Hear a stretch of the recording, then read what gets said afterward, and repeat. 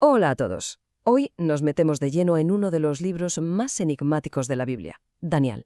Y bueno, si alguna vez se ha intentado leer, ya se sabe que está llenito de imágenes súper extrañas y visiones que pueden ser, digamos, un auténtico lío. Es una sensación muy familiar, ¿verdad? Estar leyendo y de repente pensar, ¿pero qué es esto que acabo de leer? ¿Un cuerno con ojos? ¿Una mujer que se llama maldad metida en una cesta? Pues nada, hoy vamos a intentar poner un poquito de orden en todo este aparente caos. Y ojo, que no hablamos de metáforas sutiles, ¿eh? Para nada. Estamos hablando de un leopardo con 4 cabezas. Ahí es nada. Un cuerno que habla y que además es un fanfarrón.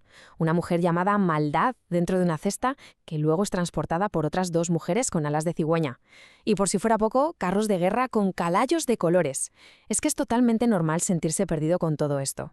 Y a ver, que no es solo una sensación nuestra, ¿eh?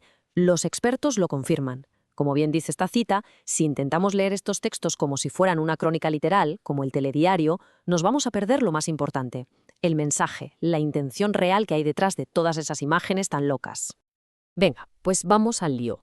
La clave de todo esto, la pieza fundamental, es entender que no estamos ante un caos sin sentido, estamos ante un género literario muy concreto que se llama literatura apocalíptica. Y como cualquier género, pues tiene sus propias reglas, su propio código. ¿Y qué es exactamente? Pues mirad, es un tipo de escritura que lo que busca es revelar verdades divinas, pero lo hace a través de un lenguaje que es súper simbólico. Su objetivo no es darte una clase de historia, sino usar visiones, símbolos y metáforas para transmitir un mensaje. Y normalmente ese mensaje es de esperanza para gente que lo está pasando fatal.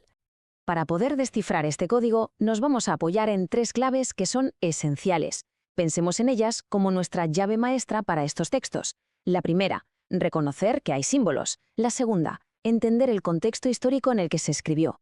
Y la tercera, encontrar el tema central que lo une absolutamente todo.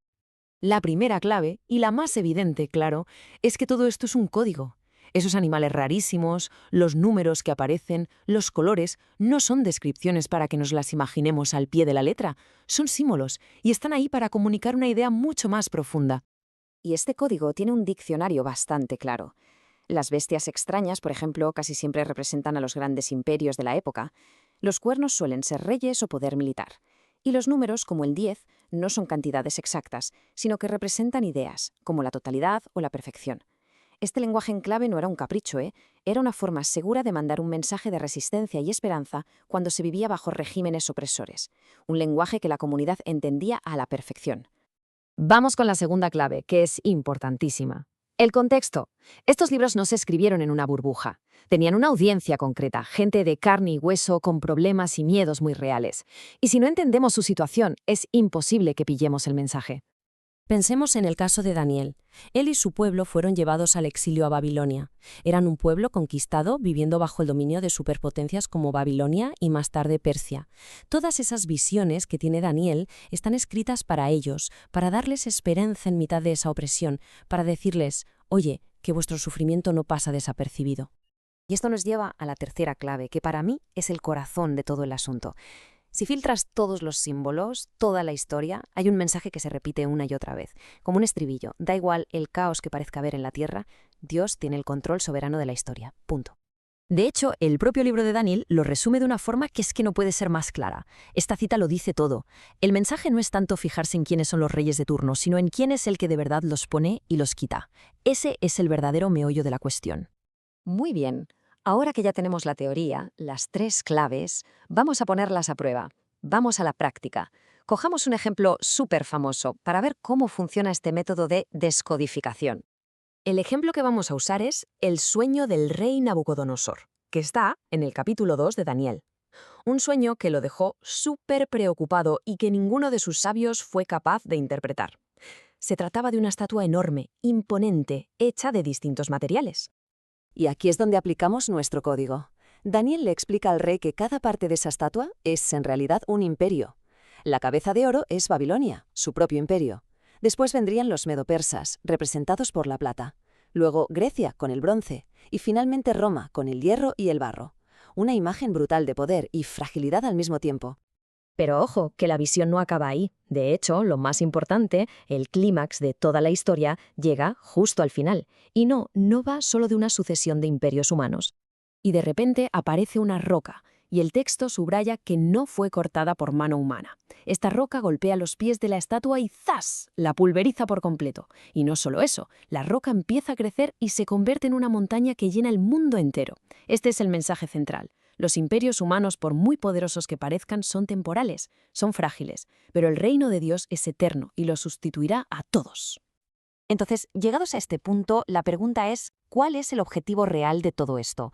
¿Por qué usar un lenguaje tan complejo, tan simbólico, para contar la historia de esta manera?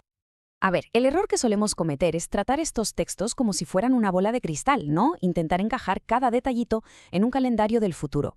Pero su propósito original era otro completamente distinto. Era ayudar a la gente a entender su lugar en la historia, bajo el gobierno soberano de Dios, mientras estaban siendo oprimidos por las potencias mundiales. O sea, el mensaje para los exiliados en Babilonia era claro y potentísimo. Oye, no os desesperéis. Babilonia parece invencible y después vendrán otros imperios, pero que sepáis que al final el reino de Dios va a prevalecer. Es un mensaje de esperanza, no un mapa de carreteras del futuro. Entonces, ¿con qué nos quedamos de todo esto? ¿Cómo deberíamos acercarnos a estos textos hoy? ¿Cuál es la idea principal que nos tenemos que llevar? El punto clave es este. Primero hay que interpretar bien y solo después aplicar. No podemos saltar directamente a preguntarnos ¿y esto qué significa para mí?, sin antes haber hecho el esfuerzo de entender qué significó para la gente que lo escuchó por primera vez.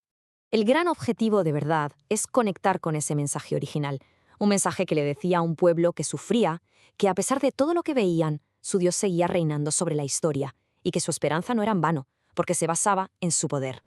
Así que todo esto nos deja con una pregunta final, para reflexionar. Al abrir estos textos, ¿qué se busca de verdad? ¿Una hoja de ruta para adivinar el futuro o un ancla de esperanza para aguantar el presente? La intención original del texto parece que apunta clarísimamente a lo segundo.